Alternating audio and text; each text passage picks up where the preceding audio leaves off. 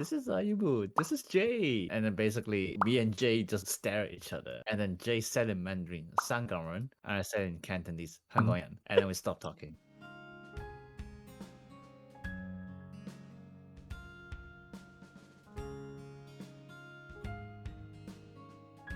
Hello everyone and welcome back to the Refresh Step where you recover yourself for the main step. I'm your host for today, tomorrow and the foreseeable future, Theodore Lu. And I'm with the hottest battler in the UK and admin of the Battle Spirits English Wiki, Ayumu Seiki. Hello. Yeah. Feeling good today. Finally. Finally a day that didn't start. Finally, I'm not depressed. Exactly. Finally Ayumu found happiness. Well, temporary, I guess. Temporary happiness. Temporary happiness because he just opened Pokemon blister and got something good. Yippee. Just like how temporary is my happiness because I am opening my waifu folder right now.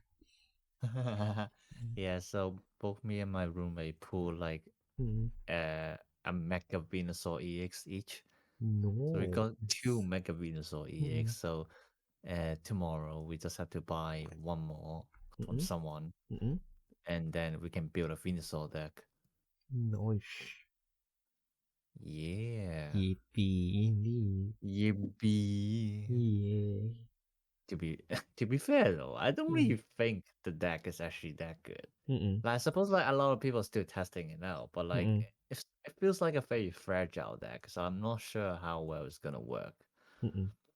But we will see. At the very least, it's something that we can test around. I mean, to be fair, me and my friend like got our own decks to focus on for like the regionals anyway. Yeah. So this one is for the testing. The next. Sorry? The Venusaur is the next of Pokemon right now. No. Far from that, mate. Far from that. I would like Mate, I don't even think it's one of the top meta decks. Ah, okay. Yeah. Yeah. Because like our conversation like this past few weeks was kind of more into like, okay, so next like they successfully like try to push next away, but like it's still kind of like the great filter still. Yeah, definitely. Yeah. Yeah, that's I think the great filter in Pokemon is basically Gardevoir. As usual. As you no, literally. Like today I watched a video about like the most broken Pokemon in the TCG, and it's Gardevoir. And then like this guy basically listed out the full timeline of Gardevoir in the TCG. And I was like, literally all the cards the Gardevoir had, only 2 of them were shit. Like the rest was like meta defining. It's like, what the heck? Someone in the Pokemon TCG headquarters is like, Gardevoir. Gardevoir. Like Pokemon absolutely love their Gardevoir, mate. For whatever reason. Probably a little bit too much. Yeah, literally, yeah. Damn. When will Lopunny be the great filter? That will be absolute cinema. I mean, people are testing out Lopunny right now. Oh god. Yeah, it's like it has like quite an interesting attack. So the first one I'm trying and let me dig out the actual effects. I can't remember exactly. So Mecha Lopunny EX. There we go. Oh my god, the full art look absolutely amazing. I'll send you the image. You can like share it out and stuff like that. Yep. Wait. Ooh, oh yeah, that's actually pretty sick. Yeah. It's literally in like a battle arena as well. It's pretty interesting. Yeah. But yes, so the first attack is 60 plus 170. So the condition is during this turn, if this Pokemon is moved to the active zone from the bench, it deals 170 more damage. So Right. literally once for one energy you can deal 230, which knocks out most of the basic Pokemon EX nowadays. Yeah. Oh yeah, Yeah. I think I saw this the other day, and my first reaction was like, because like my last Pokemon set before I moved to Germany, that still leaves an impression on me. Is like basically around the burning, like the equivalent of like burning shadows in the TCG. So like the deck that I use kind of like the most at that time was Ho GX. Oh. Yeah. Oh. Yeah. Oh my. I didn't even know Ho got a GX. What the hell? Yeah. And it's basically like, well, it is not this. It is not the exact same, but it's kind of like in the same vein, kind of like, because it's a fire Pokemon, right? So it's kind of like the usual. Yeah, it's a very strong attack, but like after that it cannot attack during the next turn, so you kind of have to switch it, and then it resets so you can attack again. Yeah. Yeah. Yeah. Yeah. Well. Yeah. Yeah. I suppose. Yeah. Similar stuff. Yeah. Yeah. With Mega Loopany EX, like the good thing about it is like the only setup that you really need is to have like a Baniri, like in the bench, like for the turn before, or else you cannot evolve, right? But literally, you just need to have a Baniri on the bench, and like your opponent would need to get ready to get smacked by 230 anytime soon. Yeah, boy. Because the way you can do it is that in one turn you can evolve into Megalopony and then attach what we call a jet energy, which has the effect when you attach to the Pokemon, switch it to the active zone. Oh, okay. Yeah, and then of course we have our most favorite supporter, Boss Order, Of just to course. force any of their opponent's Pokemon to the active zone. Of course. Yeah, so it's like 4 cards, but in terms of Pokemon, it's not that hard to find. It's literally not that hard to set up. So yeah, so like people like it has like a very big discussion in the community right now, like whether it being good or bad kind of thing. Like personally, I think like depending on what that you use, like Luponi can be pretty good to be fair. Like it needs like at least 2 cards, but then like at the end, the cards you put in are just to fill up whatever you're missing. So if some decks are missing a 1 energy attacker, then there you are. And then the second attack can come in handy sometimes as well. So it does 160, and it says this attacks damage ignores any effects on the opposing active Pokemon. And it's basically you can think of it as like a piercing attack. And it's really important because obviously it pierces. So so that's like an argument. So I would say it's very much an anti-meta card, and like it depends like probably entirely on like what kind of cards are actually prominent during like the current meta kind of thing. Yeah, but like, if you ask me, it's like completely useless. No, compared to the other EXT release, Oh, yeah. not at all, not at all. Like I look at this card, I can see some decks that might want to use it. When I look at some other cards, for example, freaking Mega Camerox EX, May, how is it the first day of release and I pulled 2 of that card already? Oh my god! As per usual. Ah! Which reminds me. May, like the first attack is like 80 plus 160, but to do that extra 160, the opposite Pokemon has to be burned. And it cannot even make a burn by itself.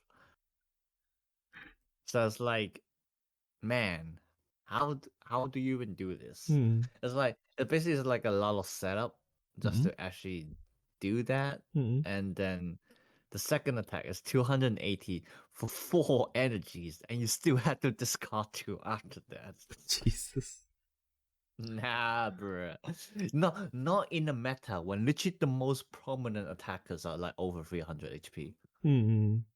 Like that attack at most can only knock out a Sorok EX. Mm-mm. That's it. Kinda.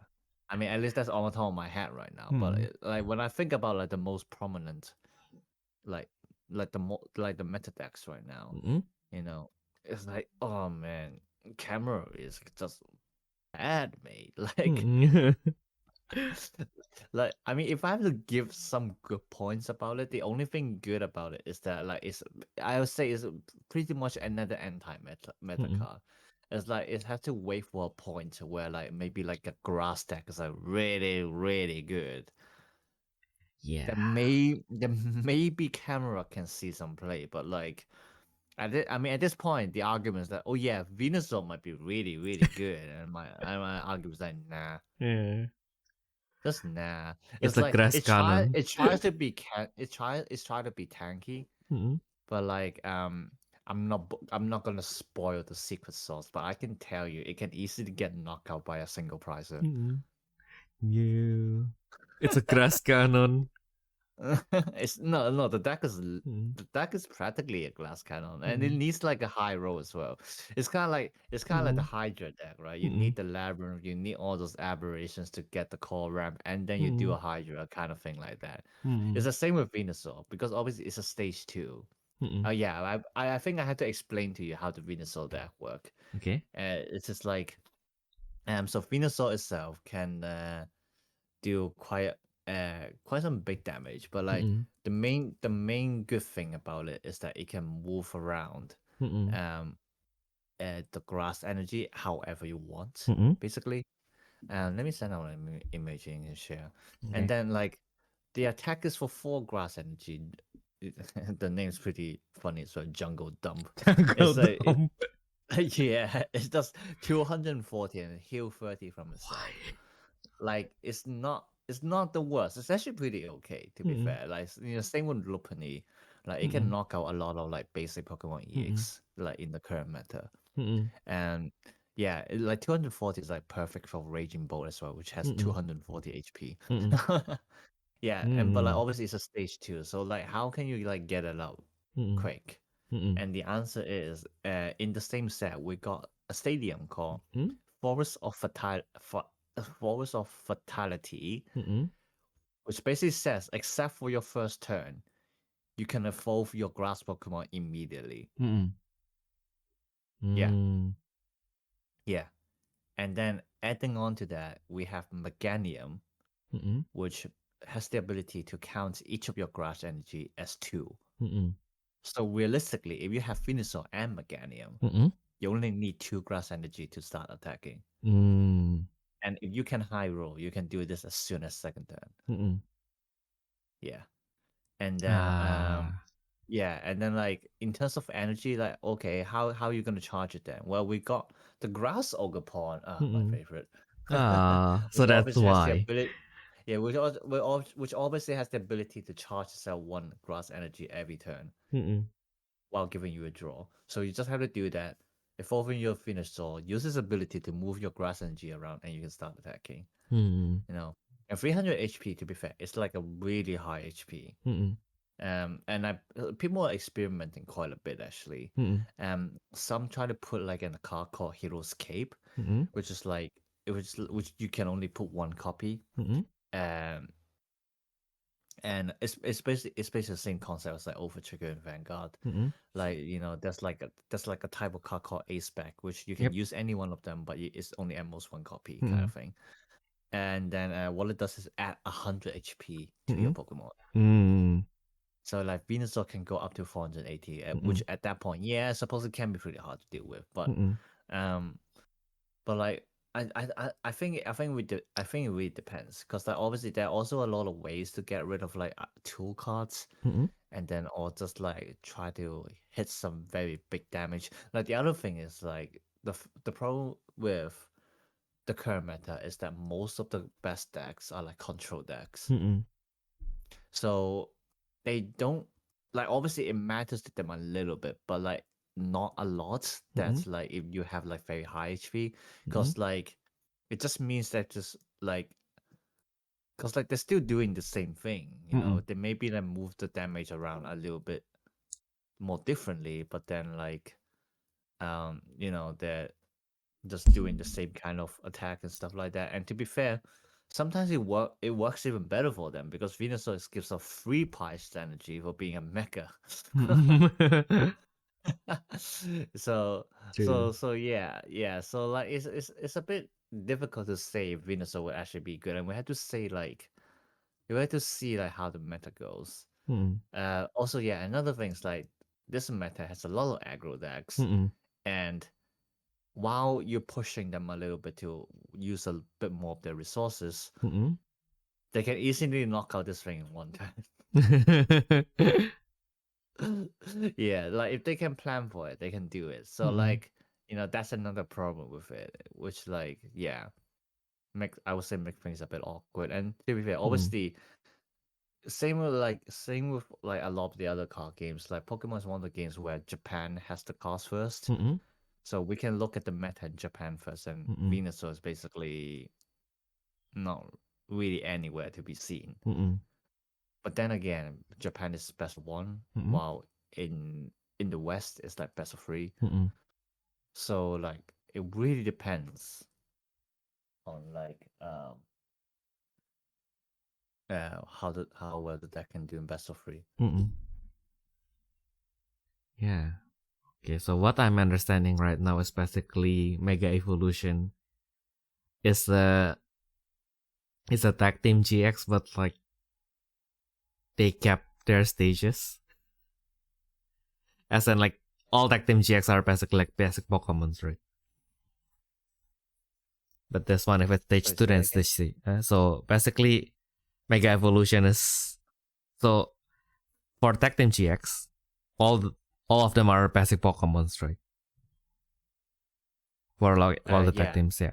But like with the Mega Evolution, it's basically if it's a stage 2 Pokemon, then it stays at stage 2. I guess. Yeah, so they kind of change things up a little bit. So like with like the GX, no, not GX, the EX decks now, you basically still have to evolve it, which like gives like a little bit more balance instead of like just instead of just whoop, here's your Pikachu and Zekrom, because why not? Let's get the game's mascot with like the dragon that destroys everything, because why the fuck not? Yeah, so I would say it is a lot more balanced now. Like there are its own problems, but I don't think it's like a like exceptionally bad thing. Like a lot of the cards are like, I would say it's like there's one of those points where it's like I feel like Pokemon is like it's like one of those where it's like because everything is broken, nothing is broken. Yay! Kind of thing, but not as bad as what's it called? Battle Spirits. No, Yu-Gi-Oh! I was gonna say. Okay. Yeah. That's like Yu-Gi-Oh is currently on the stage in which like some of like the best players says like this deck works like the previous meta deck. Like it's kind of shittier in a good way, in a balanced way. And then like then yeah, I guess I can see that they are finally like learning. They are taking baby steps, but they are learning. It's like actually that's like one interesting thing that you mentioned, because I actually watched a video today. I mean, to be fair, I don't really think it said a lot of things, but then like obviously the way he structured the video makes it sound like he said some very meaningful stuff, but like I think he's kind of pointing out the obvious, really. So I'm not gonna bother mentioning what video, but but basically it was talking about why Pokemon would reuse like effects and cards, and like how it helps with the game. And then basically he's saying that it's for two reasons. was it balance? Yeah, I think it was balance and familiarity. Familiarity. Familiarity. Familiarity. Yeah. Okay. Yeah. Exactly. Yeah. Yeah. So, which is like an interesting thing to think about. And but then like it makes sense why Pokemon would do it because in terms of like uh how to say, in terms of like power creep, right? It gives them like kind of like a reason to it kind of gives them a way to avoid like a really strong power creep. Like it's still happening, but like not as bad because obviously they have the rotation and anything like that. And like and then also like thanks to the rotation, it means that like they can try to reintroduce old cards from like years ago that has been broken, and it's like, okay, now it's out of rotation, let's like let the meta die down a little bit. Okay, now it's good enough and bring it back, kind of thing. Yeah. Which I think is like it's definitely an interesting, and I would say it's a pretty successful idea, I think. Like I think the one, well, more like the video set, the one good thing about it is that while they're bringing back existing mechanics, they also put it in a way where it's like different than the previous one.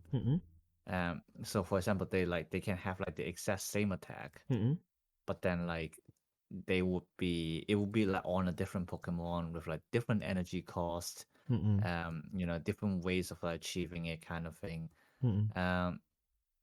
Which also makes things slightly more different. So then like long time players would not be getting too bored, about seeing the same thing over and over again. But obviously, also on the other hand, there's the familiarity. Familiarity. You need to say that word Yeah, for me. familiarity. Yeah, which like sometimes long-term players can like see the same effect coming back. It's like, oh shit, I remember that effect. I like it, and which like then like cause them to want to play as well, and like that's kind of how it works. Oh, So yeah. so basically like how I identify Lopanis effect as GXs. Oh, exactly. Exactly. You are correct. Yeah, it's like that. Yeah. So, so I think it's a little bit of like pointing out the obvious, but like, hey, sometimes you gotta need someone to say it out. So Exactly. it was still a good video, but I just think that maybe he could have said something more. Yeah. Yeah, that's actually a pretty good point. But yeah, I mean like, like when you were struggling with familiarity, I was just like, I was just listening. No, I was not listening. I was like, I felt like I heard like my German teacher kind of like just repeating like over and over again. So Theodore, you have to speak slowly because with your particular accent, it's really hard to catch when you speak too fast. So please, speak way slower. And then like, you know what? This like one of the other annoying thing about studying German is, of course, with all modern language, you will have borrowed words from like other languages, right? So like, of course, like even my teacher stated like German people will try to convince you that once you learn like how to read like the letters in German, every German word will be readable like the way they are written. But of course, if you have learned English previously, especially if you learned English previously, you will have known that that is the biggest lie that any native speaker could have said about their language. So, yeah, if they borrowed some words from English, for example, something like email and job, you don't pronounce it the way you do with German words. So, for example, the J in German is J. So basically, when you use it in like the beginning of a word, then it makes the same sound that a Y would make in English. For example, the word for year is yara, which is spelled with J-A-H-R-E. But you do notice that it is spelled with the J in front, but like read with Y in front. But if you read job, then it will start with a J, and because it's an English word, it will be read with a J. Just like in English. So okay, so then that is one problem that I have, because I don't live in this region, so I don't know like that what is the cultural subtlety of like what is being borrowed. Because of course, especially I was in Indonesia. We have a lot of borrowed words from the Netherlands that I never even know are Dutch words anyway. I only learned them after I see them in the Netherlands. So I see the word engagement, which I am really familiar, and it is written the way it is in English. Because of course, when you write things in German, then you would like discard all of the letters that doesn't exist in German keyboard, right? Basically. So you see the word engagement. How would you read it? What? Engagement? Engagement. It is read in German Engagement, which is the French, because it came from French. I actually didn't know that. I only knew that before because of this class. Because like even like do you know like this program called Au Pair? So Opera? No, it's Au Pair.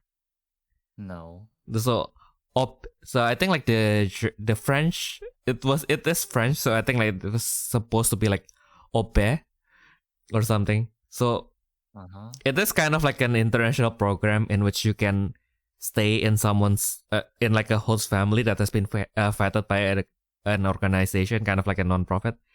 If I'm not wrong, I don't know how that like the specific how it works, but like basically there's some organization that will arrange for you to go.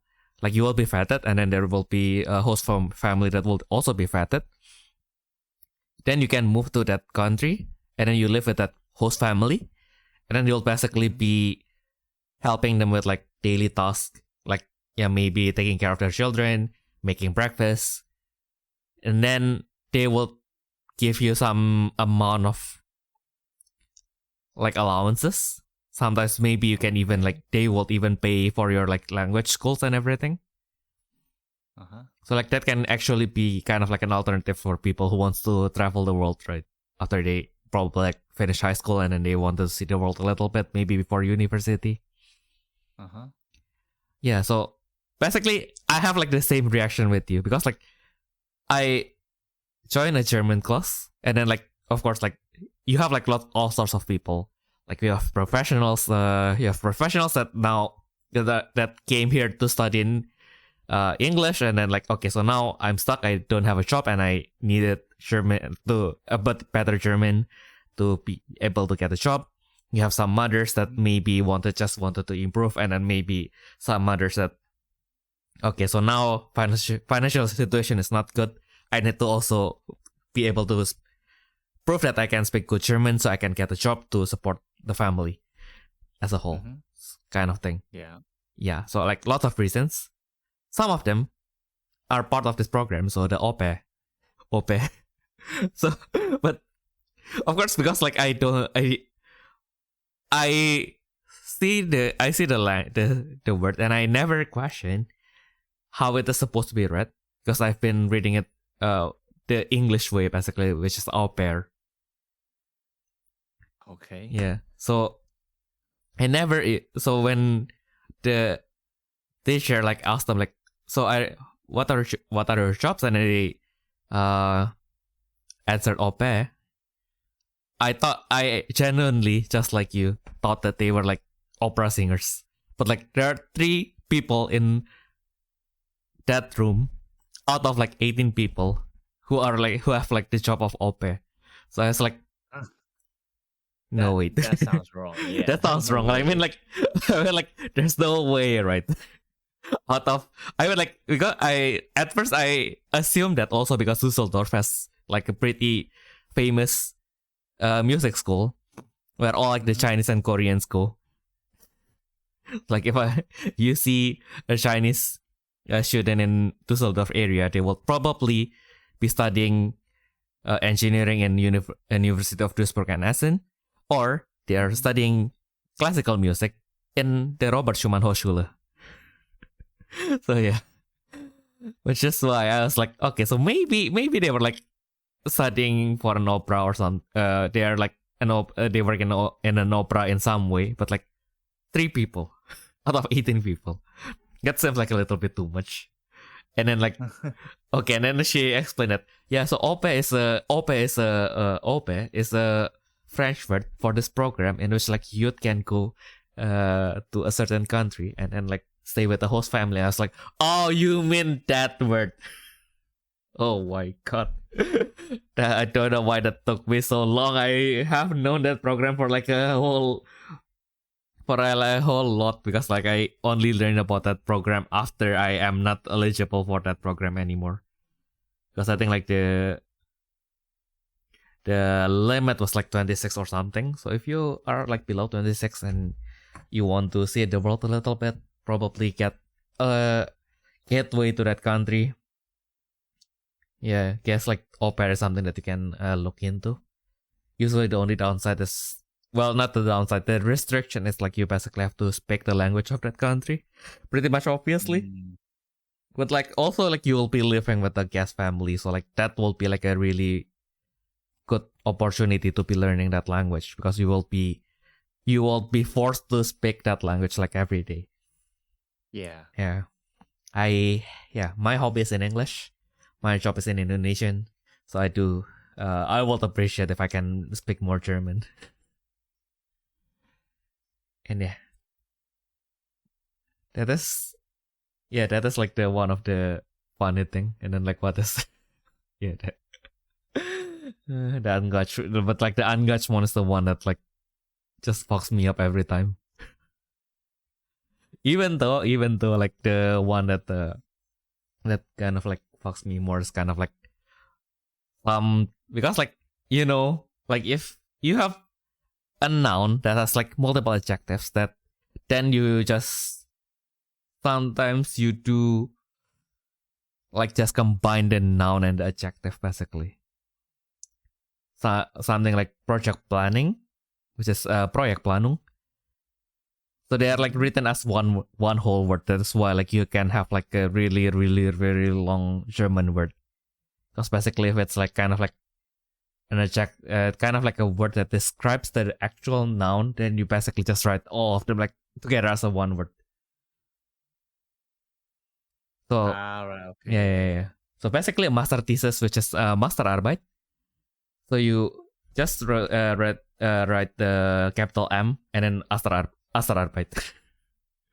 And then sometimes it fucks you up because like there are some situations in which like the grammar requires like the adjectives to have like an extra suffix, kind of like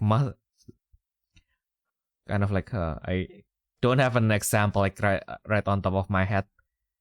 This is going to be grammatically wrong, but like let's say you will have to add s in front of master in the Masterarbeit example.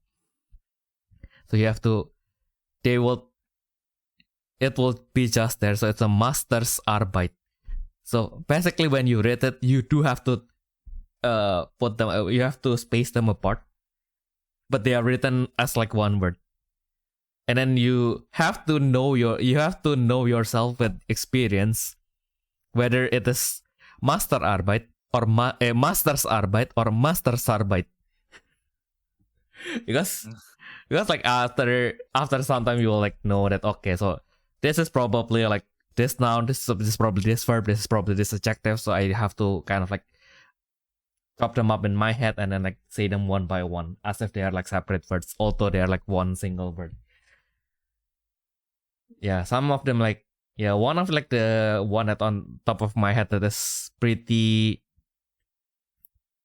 pretty long as Krankenversicherung, which is health insurance.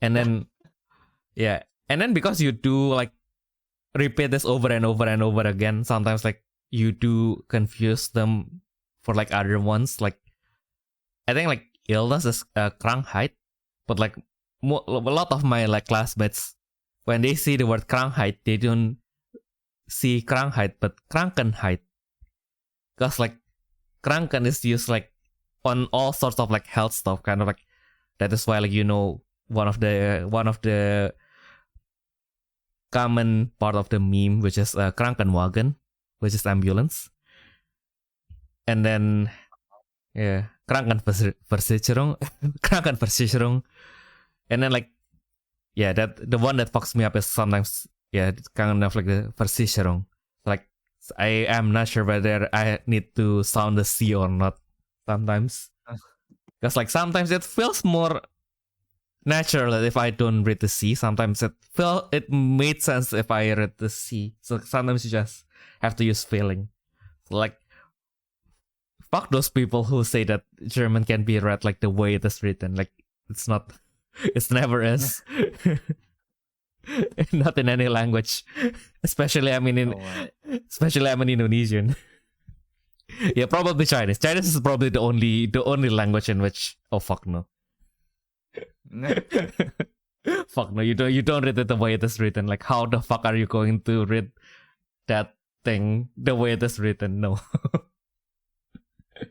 I mean, you can, but the problem is it depends on. Well, so the way it works, I mean, I suppose it's like actually, if anything, like kind of the way it developed is kind of similar to German. So like how with German, I like originally, it's kind of intended to be like how it's written is like how you read it kind of thing.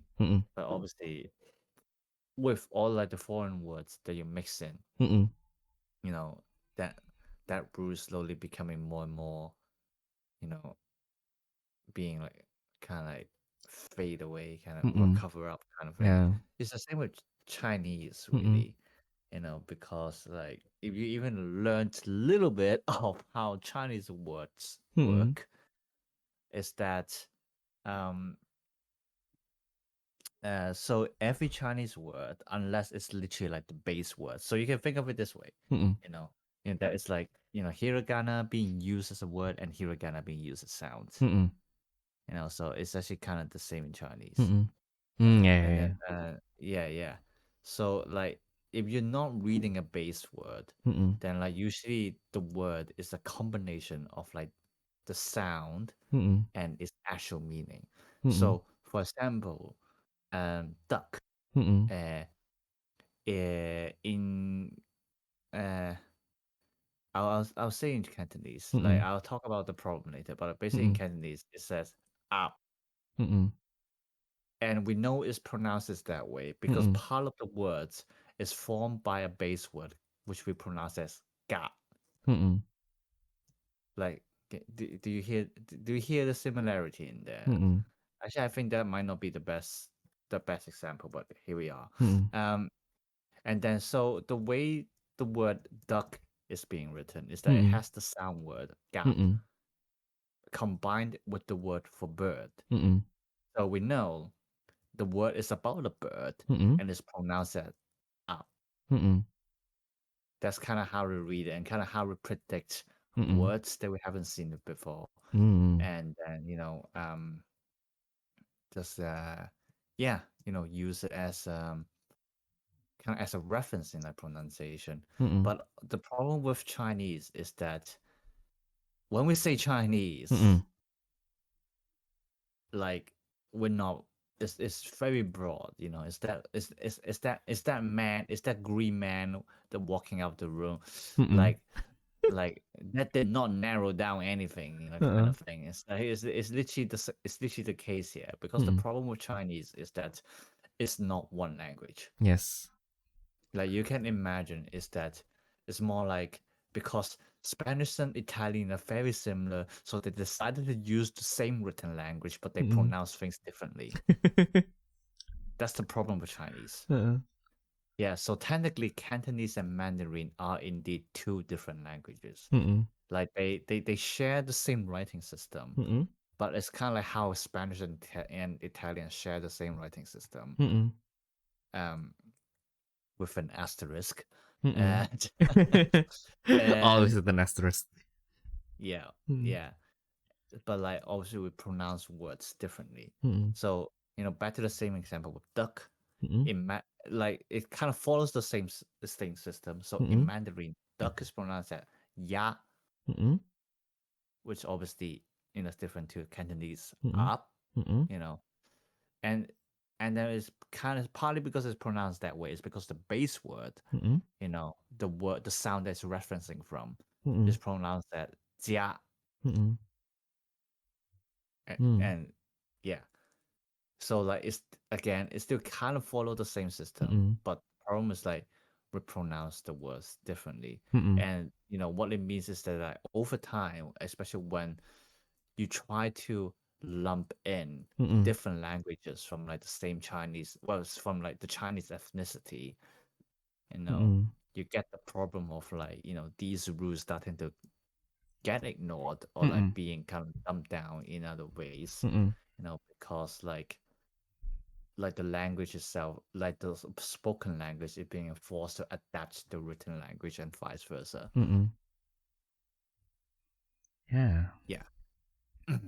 Yeah, I think that's also like the problem with like most like major languages, right? Because it's basically like the local accent. Like actually it's like kind of like a regional accent, and then like okay, so like now everybody has to speak this.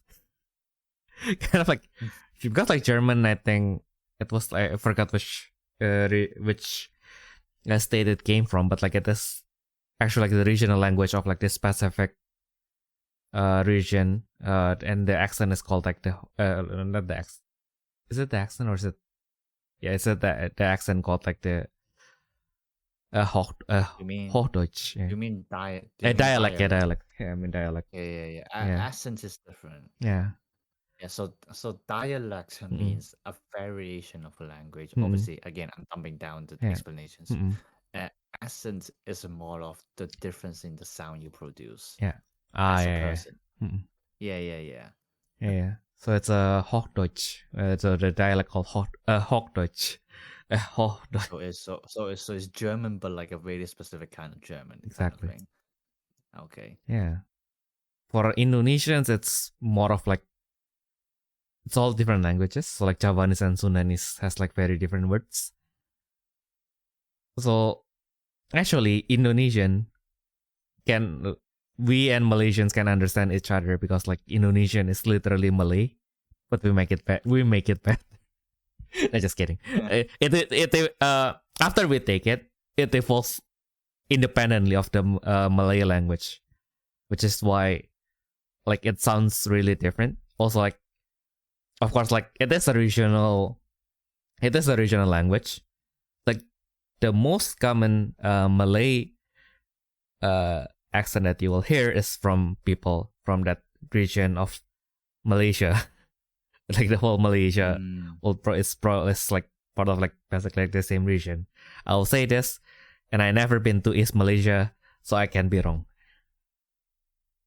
But like in West Malaysia, they basically like pretty much speaks that accent of Malay.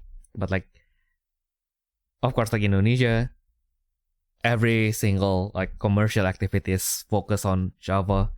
So I suppose like the accent that I commonly hear will be more from like people in Java, which is most likely why that one person in that bus station was able to tell, even though I was like speaking like the neutral Indonesian, so I try to avoid using my regional dialect, and she still reads through my disguise, and then she just asked me straight up, "Are you from Java?"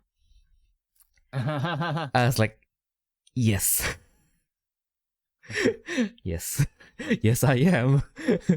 That's I mean, like that's just a fact at that point. So like, why what am I even trying to hide at that point? I like defeated.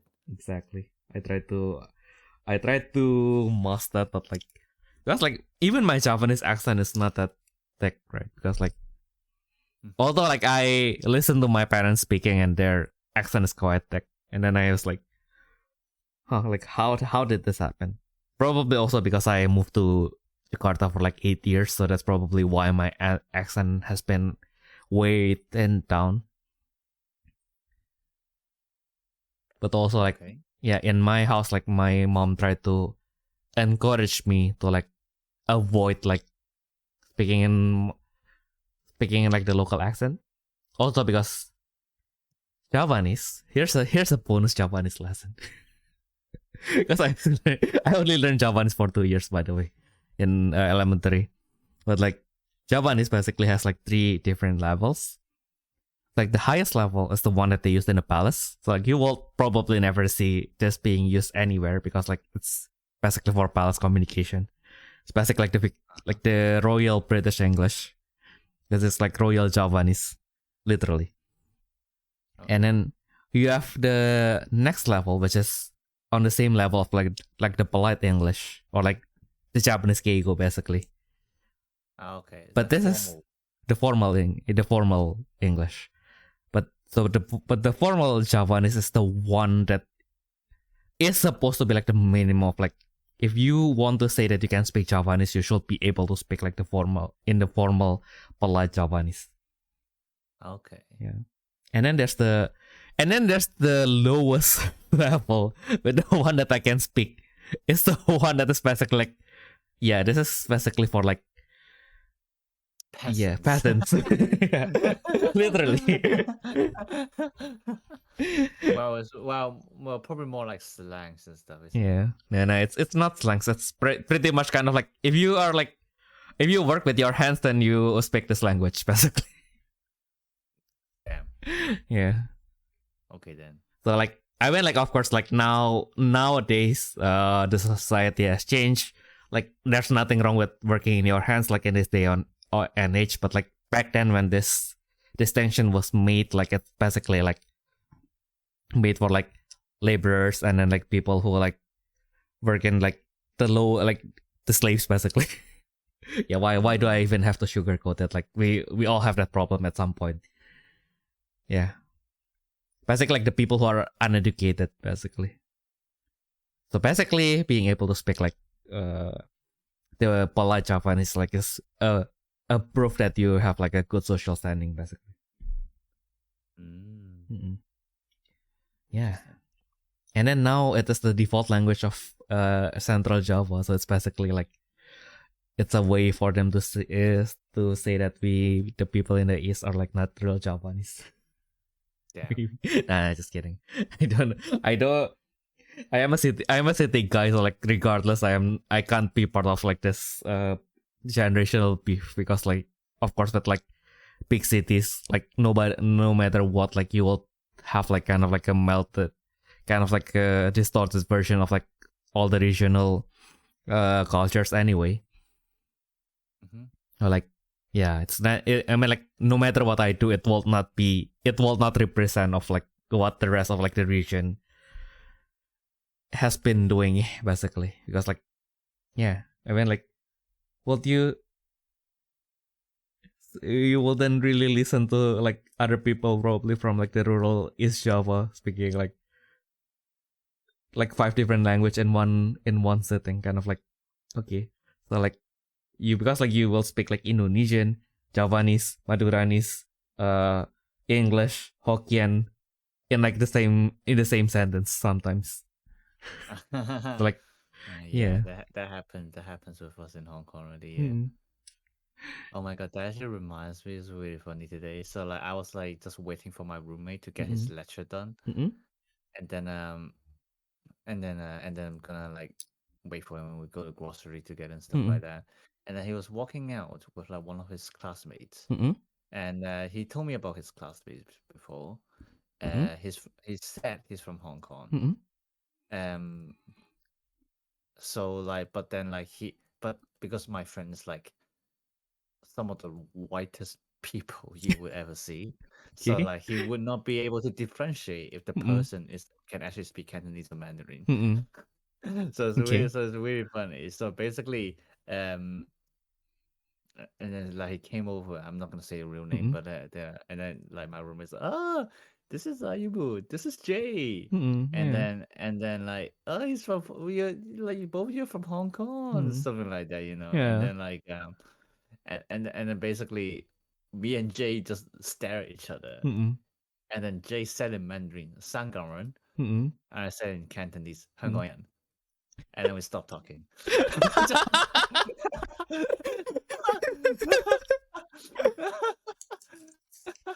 And then it's really funny. So after we parted ways with Jay Mm-mm. and went to grocery, and then our roommate is like, "Man, you two, like you guys gotta socialize a little bit more. You know, Uh-uh. start talking and stuff like that." Uh-uh. And it's like, you won't understand. The generational beef that has existed for centuries cannot be extinguished by the English. I No, mean, just kidding. I wouldn't say it's like a beef, but it's more like, you know, it's like one of those things where like when you come from like a country or a place Mm-mm. with like more than one prominent language, you Mm-mm. know, the easiest way to differentiate is just to speak your own language and see Mm-mm. the other respond the same way. If they don't, it means you have two. It means both of you are having different prominent languages, Uh-uh. and we cannot be friends. Uh-uh.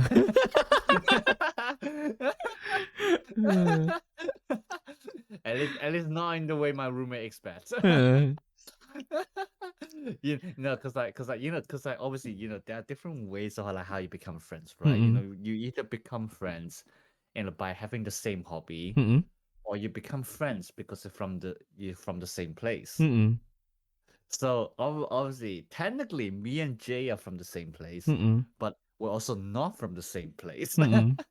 because we're from different backgrounds. It's like how like you're trying to make friends with someone from Central Java. Mm-mm. Yeah, exactly.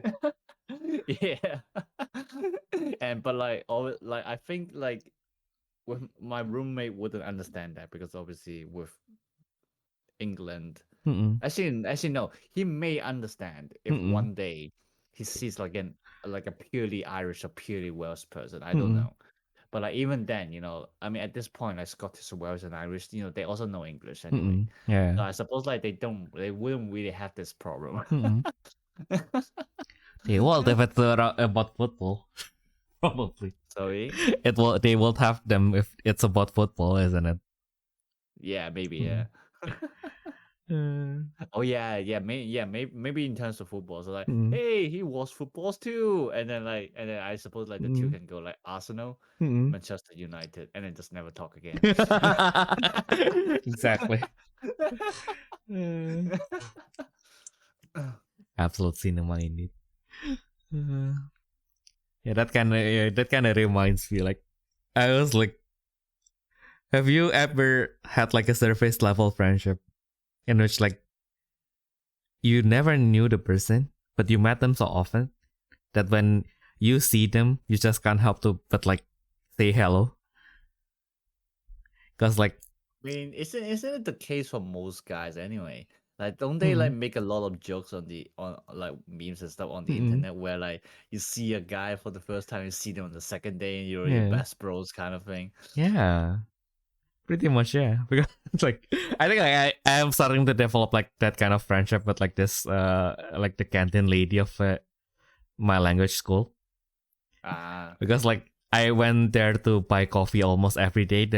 From the day she like the canteen opened. So like the moment like we had eye contact, she just directly asked me like, yeah, so with milk or with no milk? I think I wouldn't really say you're making friends that way. Yeah, no, it's not like friends. It's just like you feel like you don't. It is not exactly friendship. Yeah, it's probably familiarity. Yeah, no, I mean that makes sense. Yeah. And then like from there you can slowly develop into friends, which actually happens for me Yeah, with like sometimes. For me, with like a yeah. car shopkeeper and stuff like that. Yeah. Yeah, Um, true. I think it really depends on culture. Like, and like not even like when I say culture, I don't even mean like the whole. Like as a Are whole. they playing? Are they playing fireworks outside? I don't know if my mic receives it, but oh my god, it's freaking loud. Oh yeah, it's Um, it's actually pretty loud. but oh my god. But yeah, but like I mean like even like within community, like for example, like the new place that I moved to, like oh my god, it feels like everyone just knows everyone. Oh Like yeah. literally the first day I moved in, and then like my next door neighbor already like starts talking to us. And it's like um just like random stuff, and then literally while we're talking, you got like other neighbors walking by, and then like they just go, it's like, I'm just using fake names, obviously. But okay, I was like, hi, like hi Stacy, oh hi John, like oh, what, you literally knows each other names already? Oh damn, like at the very least that wouldn't really happen in Hong Kong. I feel like I Yeah. think it really, I don't know. I think it really depends, but like I suppose like in maybe in like the Chinese culture, it's a bit more reserved.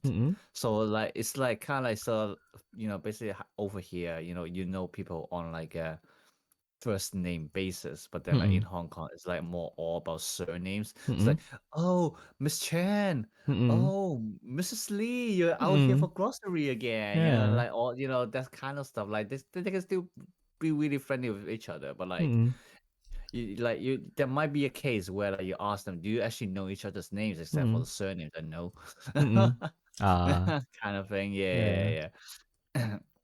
I think in Indonesia, I think like one of the beauty is like because it will never develop into real friendship whatsoever. But I feel like there are some connection in which like I enjoy like this level of distance. Like we'll never know each other's names. We'll never know like how we live our life. But like I know that you will always be there, like reliably. Like when I pass by this geographical location. That's just why, yeah. No. Yeah. I Yeah. was saying like that's how kind of how our neighbors work, I think.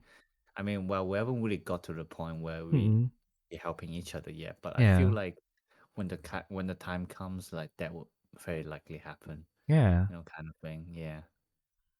Yeah, the only bad thing is like it kind of like games with like the emotional package of friendship, even though it's not a friendship. Kind of like you go to like this stall every morning and then like suddenly they just left. They just got bankrupt, and then because these stalls are illegal anyway, so like there's no parade, there's no like how do I put this? Like there's no graduation party or some sort, like kind of a closing party. Like yeah, we have been here for like 10 years, and then like now we're just gone. So it's like, oh no, like the one thing that always makes my morning is now gone. Such. Yeah. If one day like that lunch lady was like replaced, I will probably be like, yeah, there's no point in buying coffee anymore.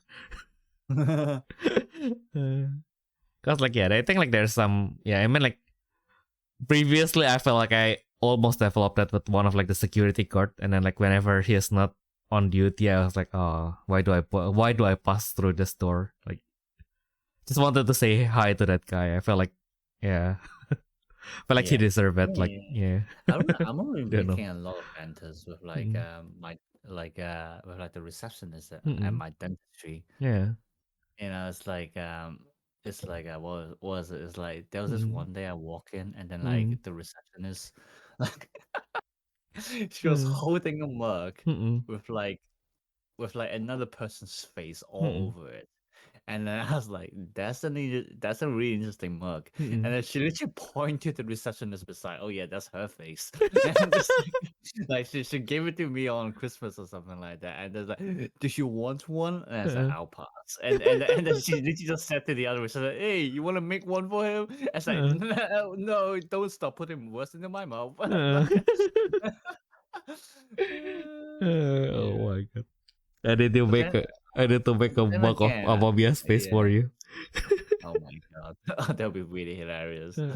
But then again, I feel like it's like I think it's a lot easier to do things like this in Britain, just because like it is like within the British culture where like people have small talks, so like it's it can be pretty easy for the people to be like just to whip up random things to talk about. Actually, in, actually no, a few days ago, oh my god, this is actually really funny.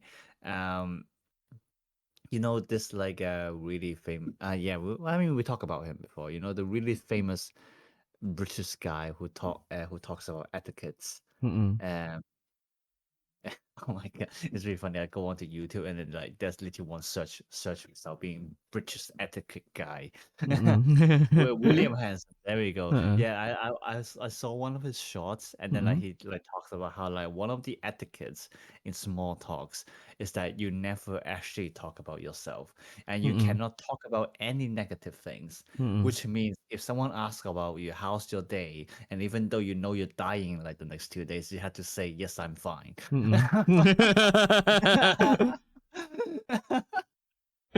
Nice.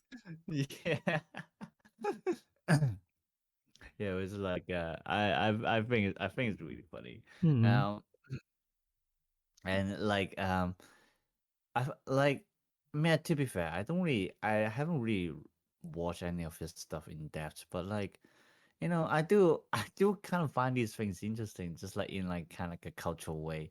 I mean, to be fair, at one point I might try to adapt some of some of the quote unquote rules, and then like just so I can act a bit more superior than my other British peers. It's like, huh, look at you peasants being Peasants. that I'm better than you, kind of thing. Uh, oh my god, that reminds me of that guy whose reels I always share to you. The guy who was like, stop saying this and instead say this in polite English, polite English, Victorian English, Royal English. Oh my god! And like, Yeah, yep. I kind of want to do. Oh my god! Have I told you how like my high school English teacher literally flexed on us? Like the first day he started teaching us, and then like it's kind of like a mid-season change teacher kind of thing because the previous teacher left the school. So like Yeah. he just kind of want to be more familiar with us, right? And like try to put a good impression on us. And then he's like, I can actually speak Old English and Shakespearean English as well. And then like he literally just starts speaking in those two languages. Like, it's like, okay, then chill out. Oh my goodness. Yeah. Oh yeah, and fun fact: Shakespearean English, as people will usually like to describe it, is actually called early modern English. Oh, nice. There you go. I just knew that. And because I only know one English, which is I don't know. Well, I don't know what brand of English I'm even speaking Well, with. modern English. Modern English, What, true. what Yeah. else? Yeah. True. You have a point there. Because like I thought like I was always confident that I have like a pretty good command of English, right? So whenever I needed to write like on my CV, like my level of English, I'll just confidently write like C1 in like the European grading system, like not the grading system, but like basically kind of like language level, speaking level classification thingy. Yeah. So like I always write C1, and then like the other day, my sister, of course, my nephew has to learn other languages as well, right? Not just German. So Of course, yes, he has to learn English, and then like she was like sending like his English homework to like the whole family. So of course she sent it to all of us. Because one of my sister lives in Australia and one of them lives in Singapore, so they are more exposed to English, right? And they both have kids, although one of my nephew is like the youngest, like he's still a baby. But like my other sister, her daughter is already in elementary, so like that means she has to deal with her homeworks as well, like to some extent, right? Mm-hmm. Yeah. So I guess that's probably why she asked her. But of course, like, because I'm the English guy, I just have to check it out of like, okay, why am I not being invited to this party? I'm going to invite myself. and then I mean, to be fair, on the other hand, as long as you're doing that, you can put it on your CV as like being like a volunteering work for being an English tutor. I guess I so. mean, you're not wrong. Yeah. To some extent, yes. It's like, Yeah. yeah. Cause like then I realized I read the assignment and then I was like, huh. I just remember like all those days in my middle school like just came back and I realized how much I suck at English grammar. I was like, so this has to be in past tense, present perfect, present continuous, simple present, or like future tense, but it has to be with either will or going to. And I was like, yeah, good luck with that. what is the difference between these three present tenses? Like I know like simple past is like really simple. But like simple present, it's not simple. Like what the fuck? Do you want me to explain then? Okay, I mean, I already read them, but like before I read them, I was like, wait, present perfect is something that I. Okay, and so the only thing that present continuous is something that is still happening. Present, simple present is something that is like that is just is. And then like there's will and going to, and which like I think like even like his teacher has like a kind of like a different interpretation.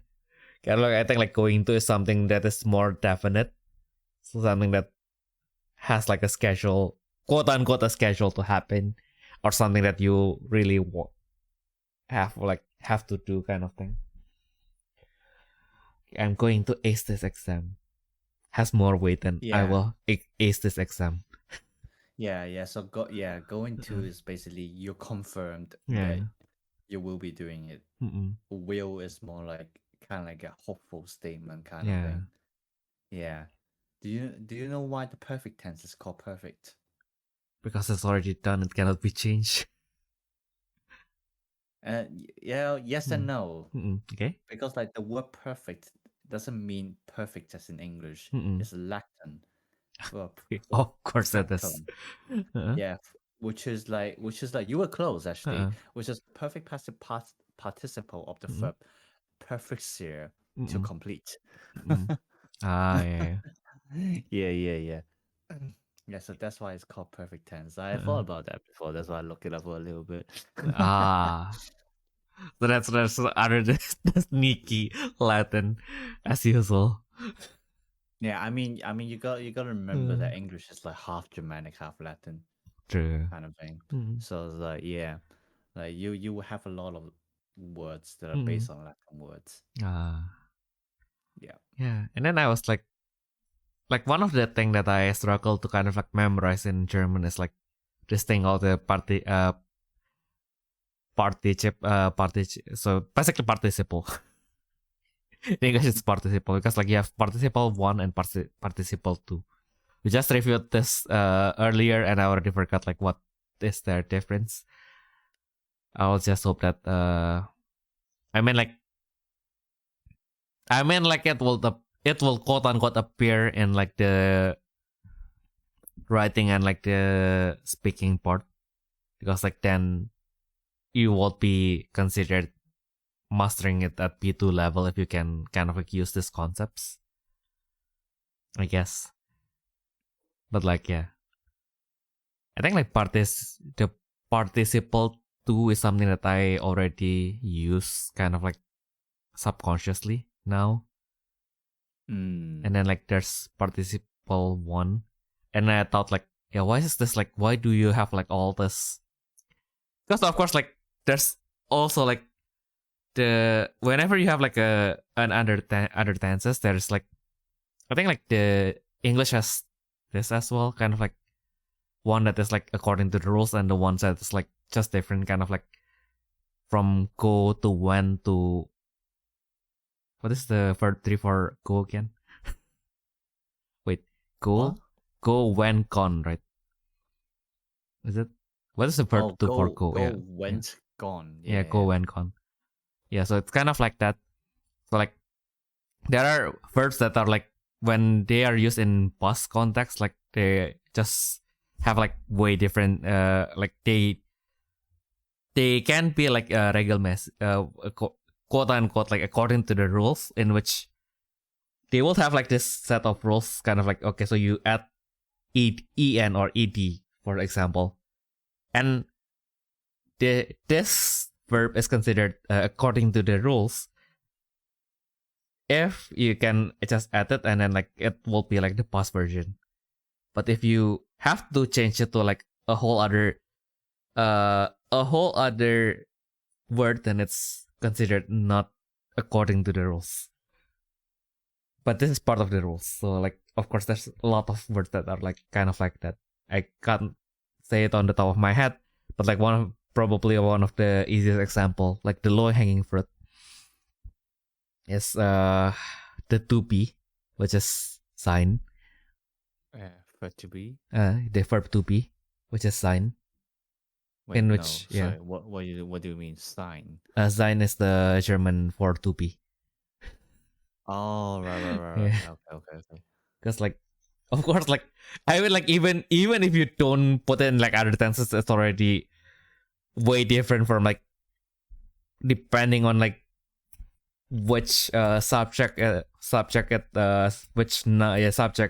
follows. Kind of like I do I am, kind of like I am, you were, I am, you are, they are, but like he is, she is, right? But like basically in English you have like to be becomes is, am, and are, right? Yeah. So in German, ich bin, so I am is ich bin, you are is either du bist or sie sind. Du bist. And then he, she, it is er, sie, es, is. So is the English is, but with a T. Kind of like you sound the T. Is. Okay. Yeah. And then the other thing that kind of fucks me up is because German has this second, so basically it's kind of like a second person plural, kind of like y'all, but it's kind of like official in the language. So if I'm not wrong, it's second person plural. Okay. Second person plural, yeah. So it's ihr seid. So yeah, you all are is kind of like ihr seid. And of course, there's a third person plural. What? Third person. Right. Yeah. They. Okay. Yeah, they. Yeah, which is also season. But like, see, so also like the other thing that fucks me up is like, she is sie. They is sie. And also, if you want to like politely address someone you don't know, you don't say du, you say sie.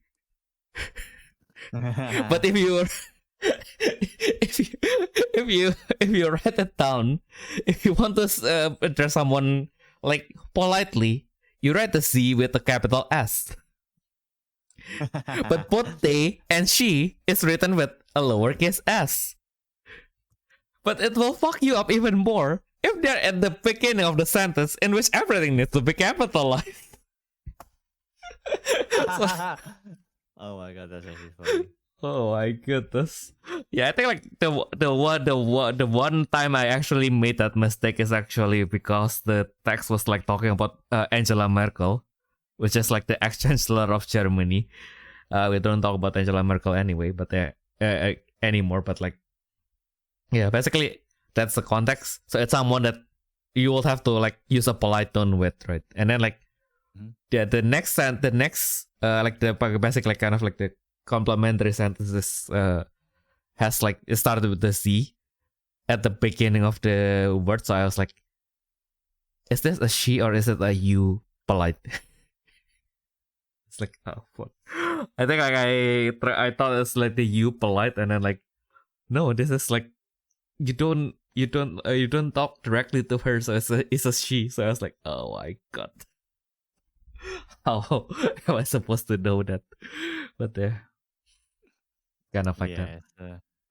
It's really interesting when you notice, like, you know, how to say it, like, you know, a lot of times people kind of complain, but oh my god, this language is so hard because like context space is like every language is context based. Yeah, to some extent, it's because just like because there is only so much you can do with sounds, right? Or like written words or like whatever. Yeah. You know, most of the time you do need like some kind of context to actually make it make sense.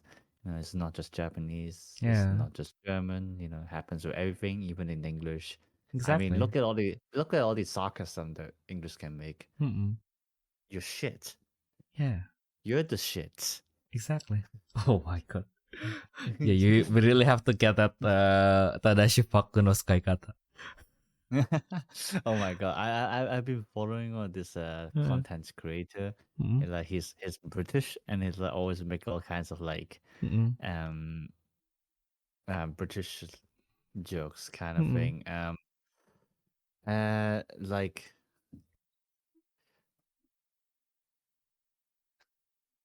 I was trying to find, and then I spelled something so wrong. Oh my goodness. Yeah. Yeah, I'm trying. I can't find a guy. I don't think it's on YouTube. Like he usually is on Facebook, and I can't remember the name on top of my head.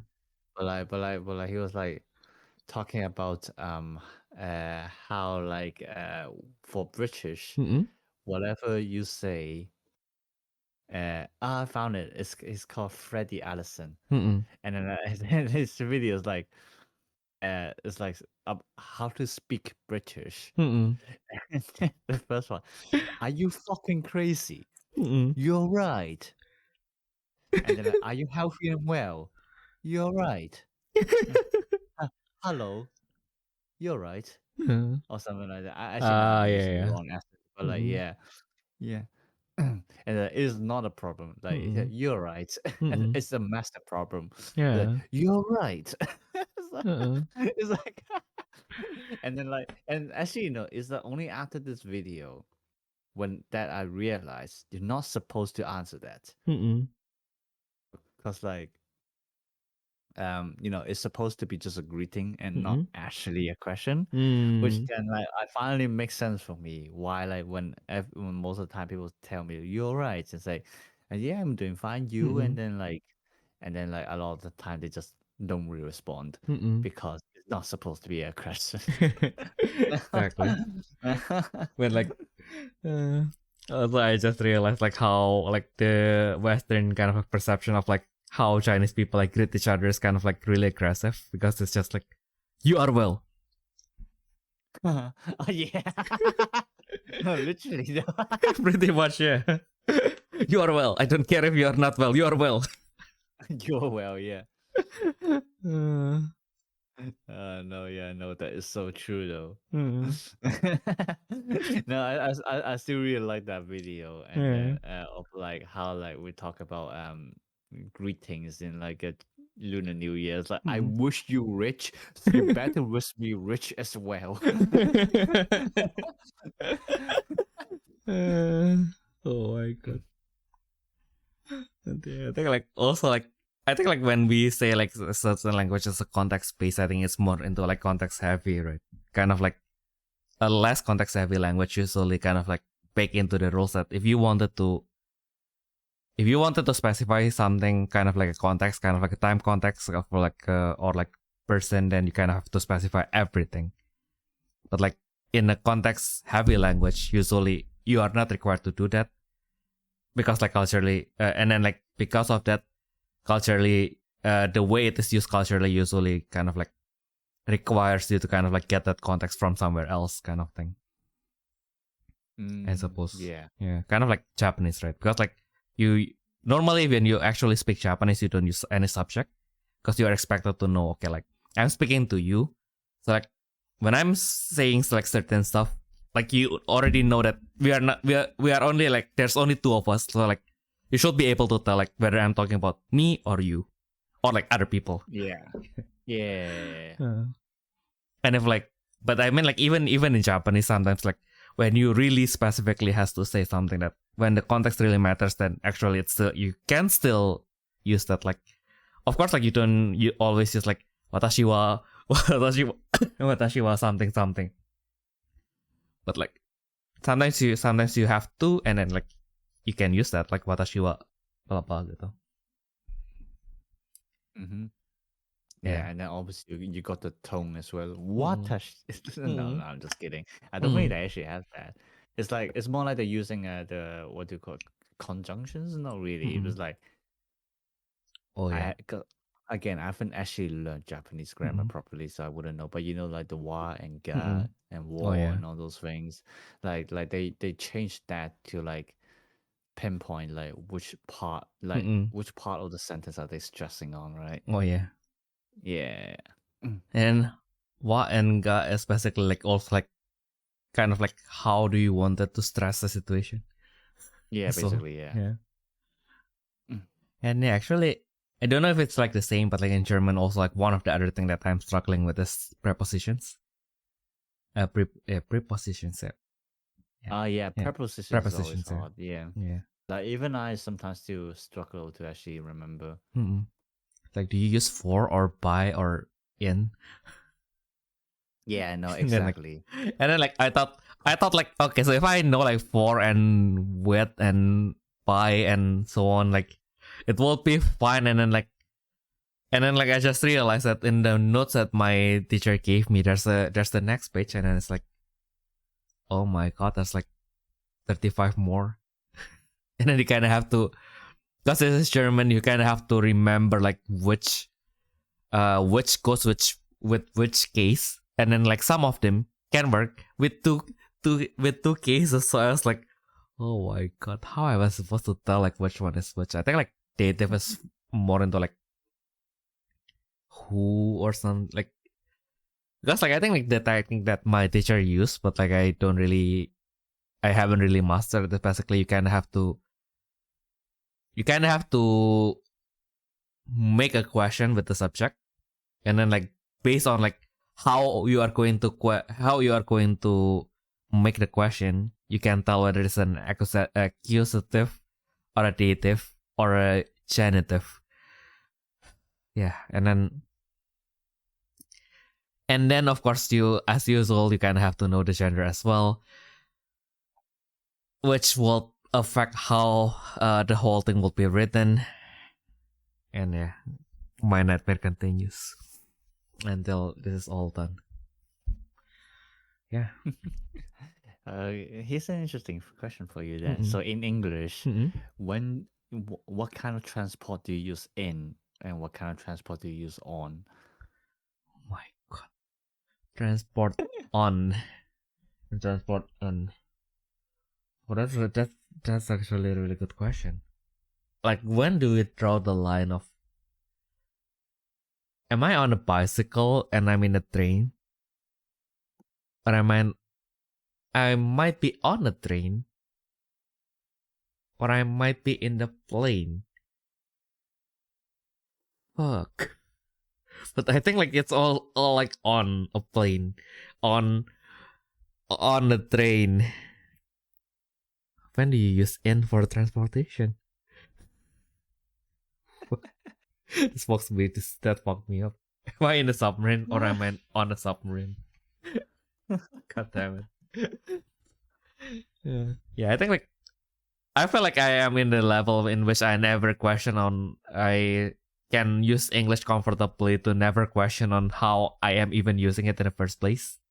I mean, to be fair, most of the time, even the natives don't care. Yeah. Like, as long as they understand, like, who cares? Like, Yeah, I what know, right? preposition you use. Exactly. But the general rule of yeah.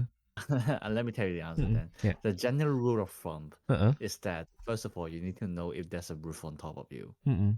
So, for Okay. example, for a bike, it's gonna be Mm-mm. on a bike Mm-mm. because Yeah. you know, the bike, like the the shape of the bike doesn't go over you. Mm-mm. So like your whole person is literally on top of the bike, Yeah. just on the bike. Mm-mm. Which is which actually surprised me quite a bit because you literally confused yourself by mixing a bicycle in there. Mm-mm. Because like when I tell you this next, you'll Mm-mm. probably like understand why. Mm-mm. So assuming that the Mm-mm. vehicle or the mode of transport Mm-mm. has a roof over you, Mm-mm. right? Mm-mm. You use on Mm-mm. when you can stand on it, and in Mm-mm. well stand in it, sorry, when you can stand in it, and in when you cannot stand in it.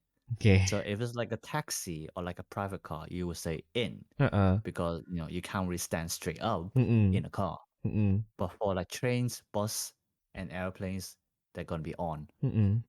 because you can stand in them. Uh-uh. That's literally the differences. Fuck. Yeah, I think that's probably for the better that I already forgot like how the grammar works.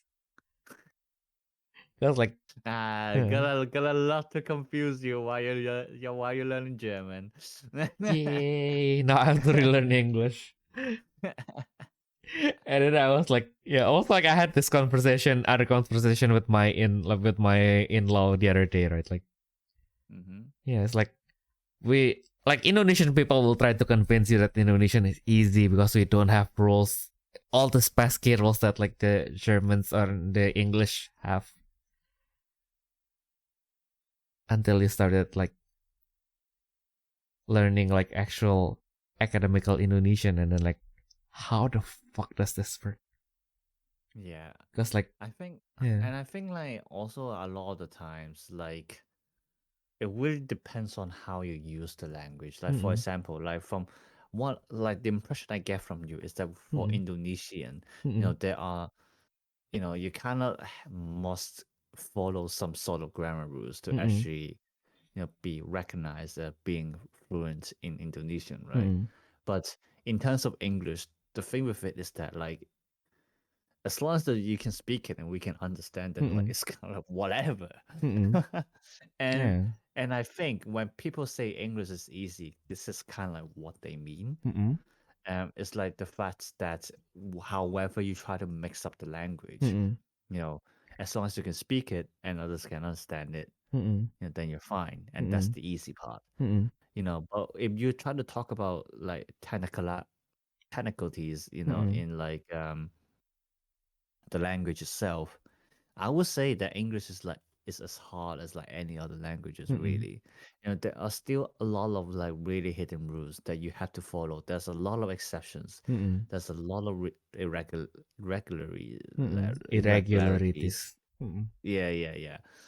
And that's like, you know, if you're not actually studying English, like Mm-mm. even, just like casually, then like, you would never actually get them. Like, Mm-mm. as I said, it comes to a point where like even like a lot of natives, I mean, or to be fair, this is more like the common thing, a lot, Mm-mm. like if you ask me how like Cantonese or Mandarin work, like I probably would not be able to answer you as well. Mm-mm. Because I just speak them. I don't care Yeah, about grammar, exactly. right?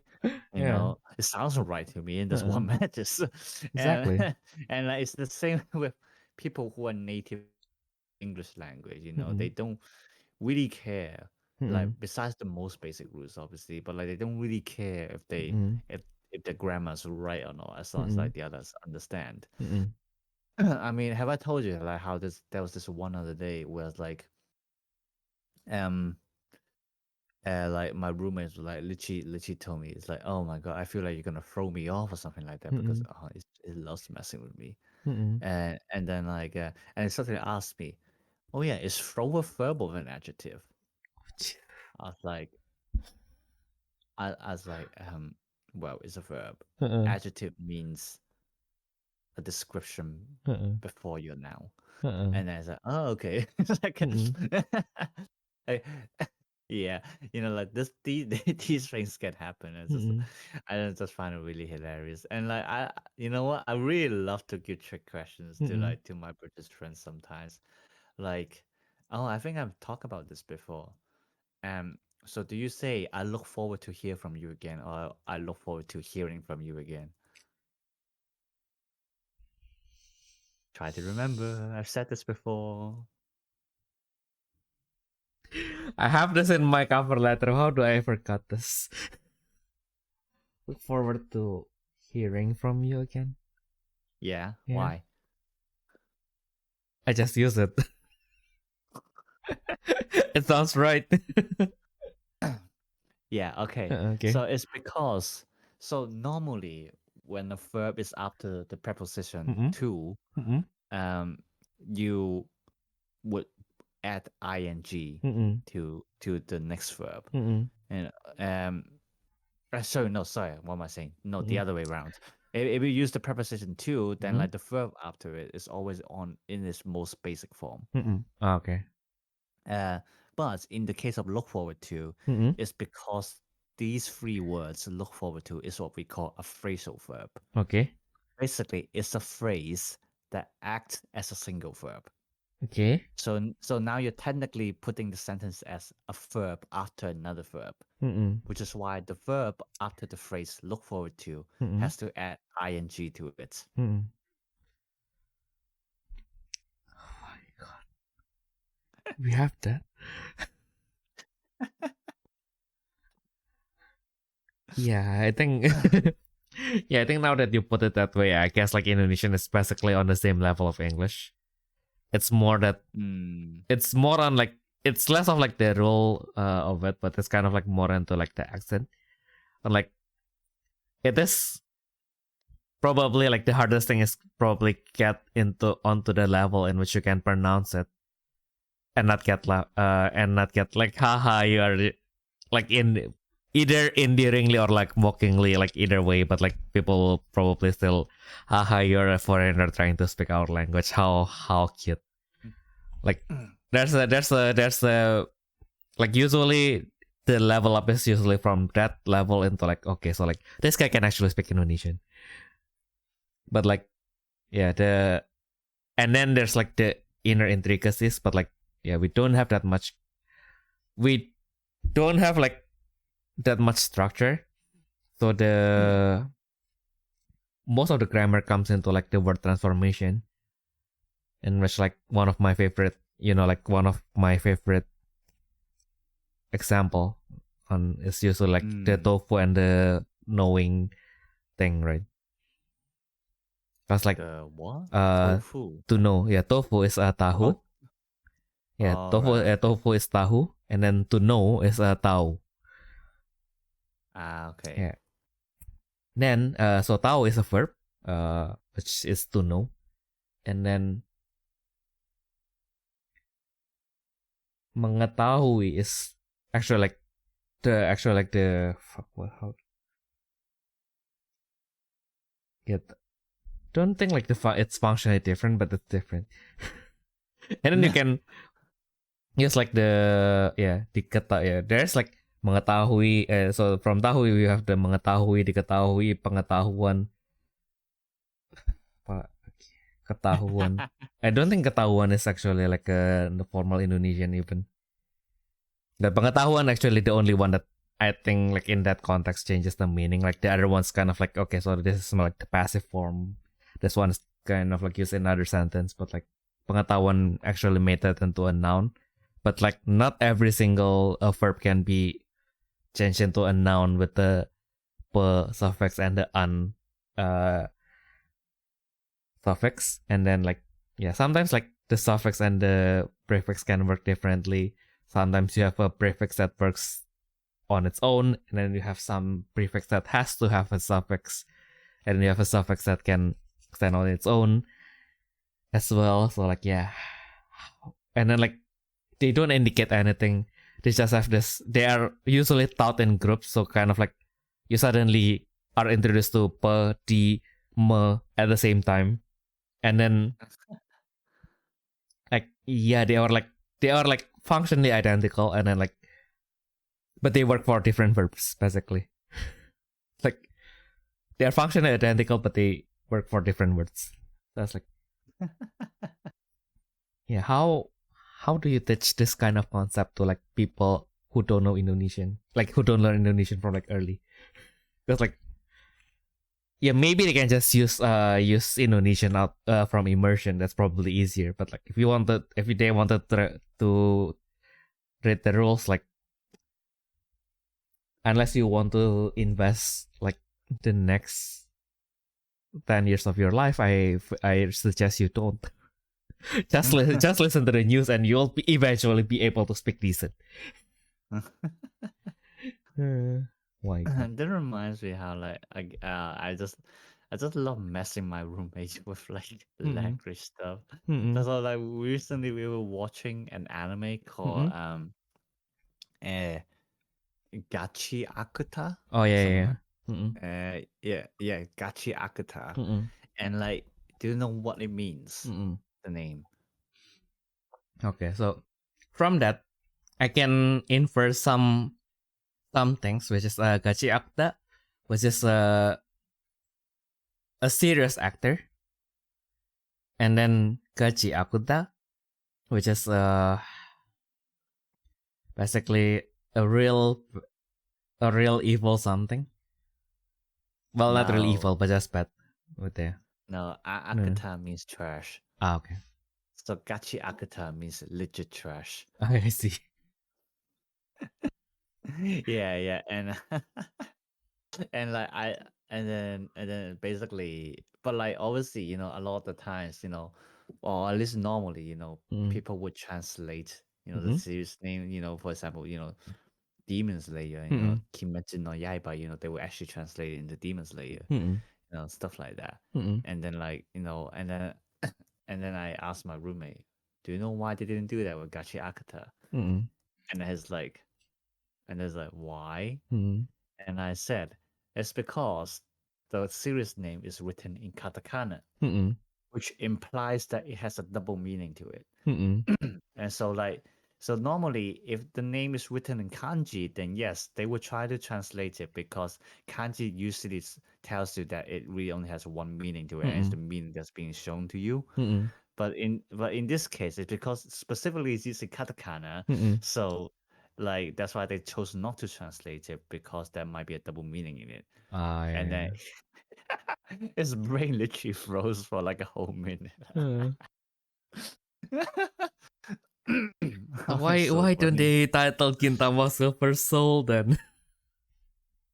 Yeah, who knows? I mean, sometimes it like can be like the author's choice as well. Like you never know. Oh yeah. Also, but like yeah. I think like as a rule of thumb, that's something that you can think about. Is that like usually they translate a serious name is that they know very clearly, what the name is supposed to be, right?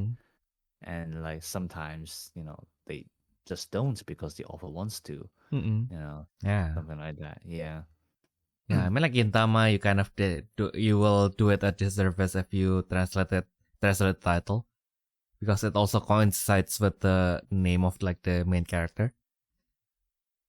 Oh yeah, that's probably one reason as well. And like I would say is probably also because Gintama is supposed to be like the knockoff of Kintama, which obviously means like testicles. Yes. So yeah. So I feel like they want to keep it that way to kind of showcase the idea, that it's supposed to be close to another idea kind of thing.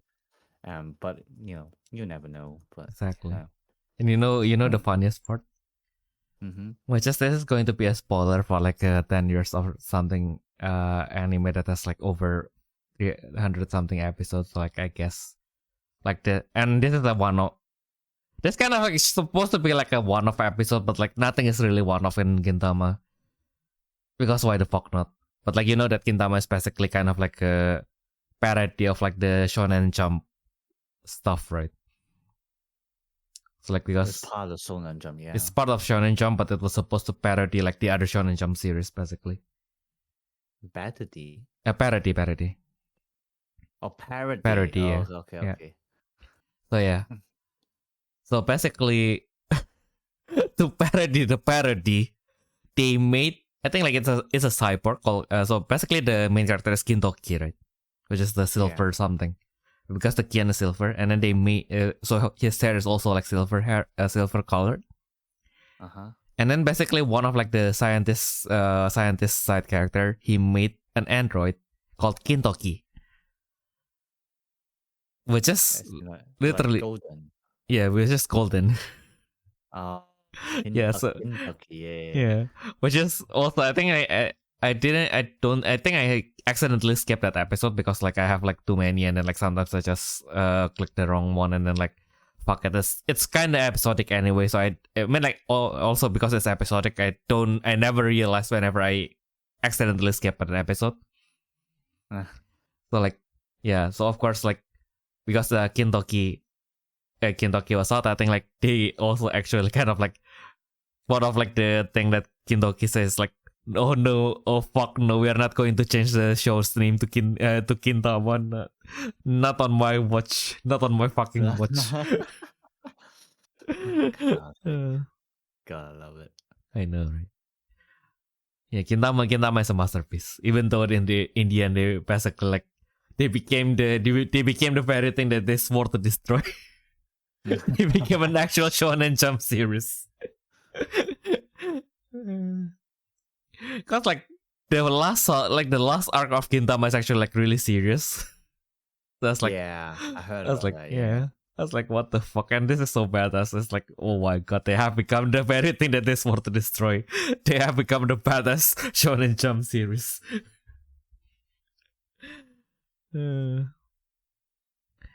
Which is why the one shot in Gintama never feels like a one shot, because like especially in the last arc, like suddenly like this one random side character that you never saw again like for the rest of the series, like apart from the episode where they debuted, kind of like, okay, so it turns out this guy can do something, and then it turns the tides of the battle. So I was like, oh okay. I was like, who is the okay. I think I remember that guy. Oh my god. But yeah, speaking of like subverting the expectations, I just watched like the first episode of Digimon Beat Break yesterday. And yeah, I think, oh god. I think the only thing that I can say, I think that they finally realized that they can't fight Pokemon on the same level, same playing field.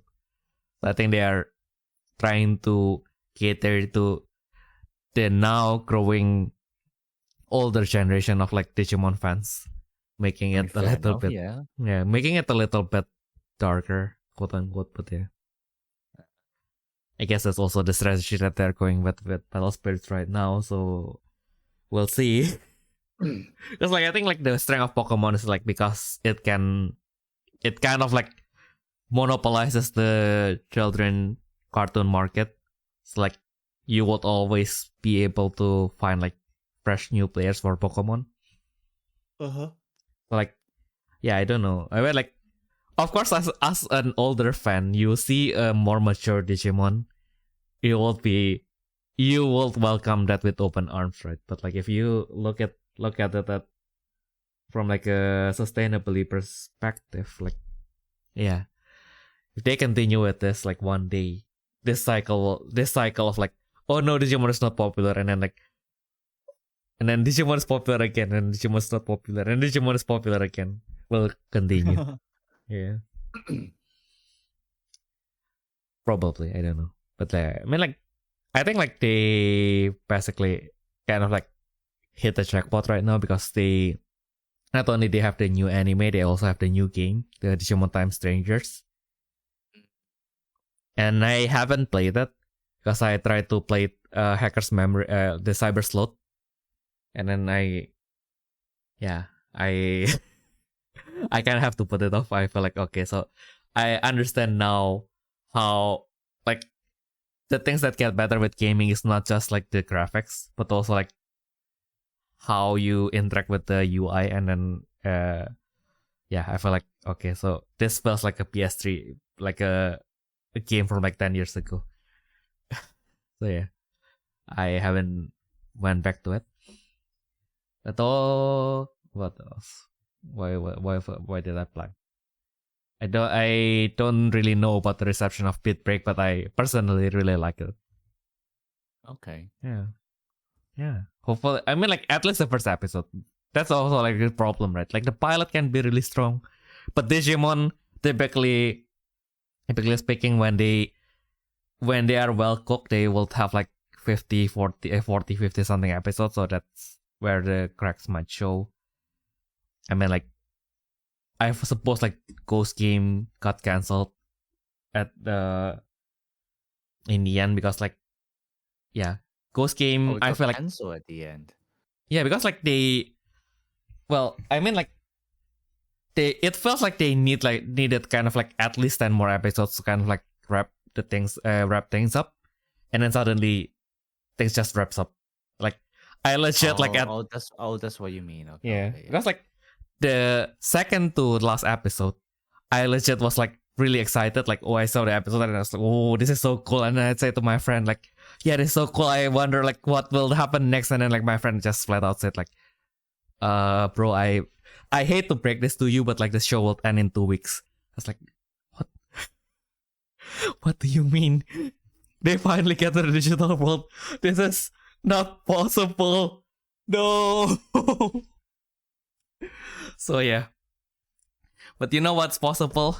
Is that if you have any questions, comments, or requests, you can always send it to us to our email at therefreshsteppodcast@gmail.com. Or if you're listening to this on YouTube, then of course you can comment down below. So yeah, I guess that has been everything that we can share for this week. We hope that you guys have a nice week going forward. And we'll see you all in the next turn. Bye bye. Bye. Okay, I have to pee.